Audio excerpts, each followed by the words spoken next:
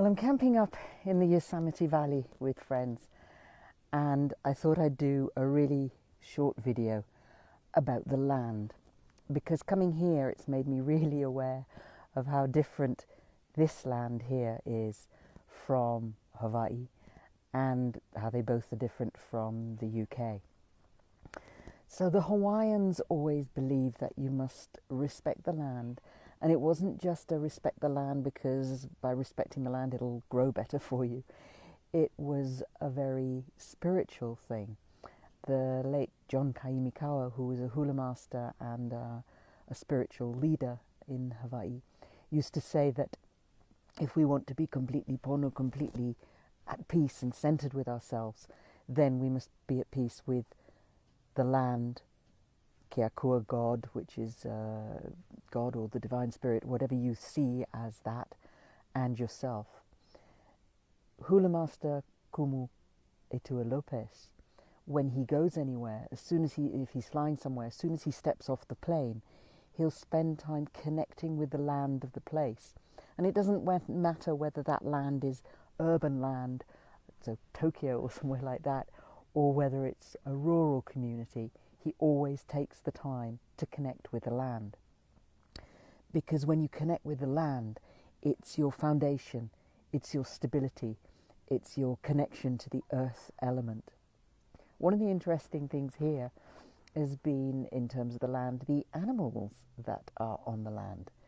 Now, in the UK, if I go camping, I don't have to worry about too much. We have the odd midge, and if you're in Scotland, lots of midges. They can be a bit vicious, mosquito type things, gnats that bite. We have wasps, and we have, in some places, we have adders. But even if a child were bitten by an adder, it wouldn't be the end of the world. And certainly humans don't die from adder bites. And adders, they're snakes, they're getting much rarer in the UK anyway. So we don't have a lot to worry about when we go camping or when we're out and about. Hawaii, similarly, there's no snakes in Hawaii. There are millipedes that can give you a nasty sting, and there are certainly plants that can give you a bit of a hit. And if you go into the sea, you have sea serpents, which have tiny little mouths, so the only place that they're likely to bite you is the webs of your fingers or the webs of your toes. They can be fatal. Stingrays, they can be fatal. And sharks.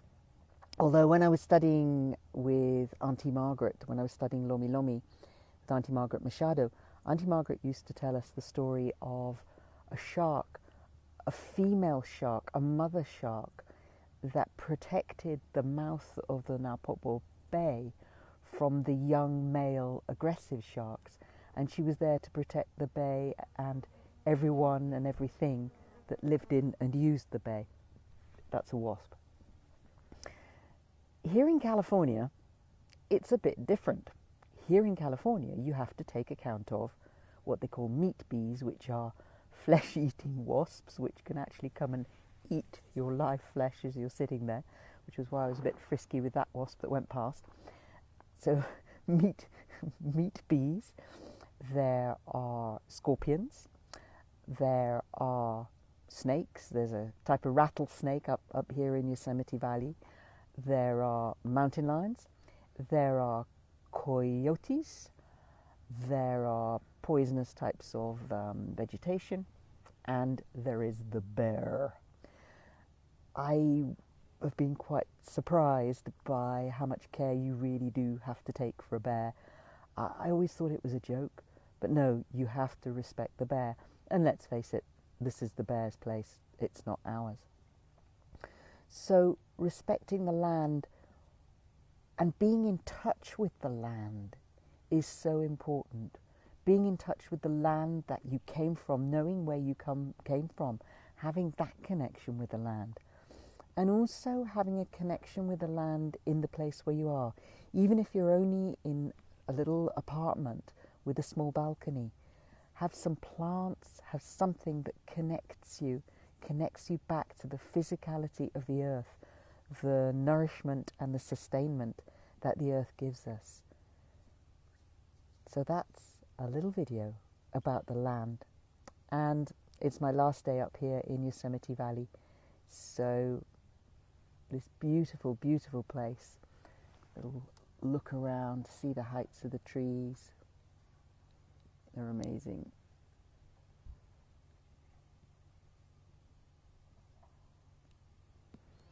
And time to say goodbye.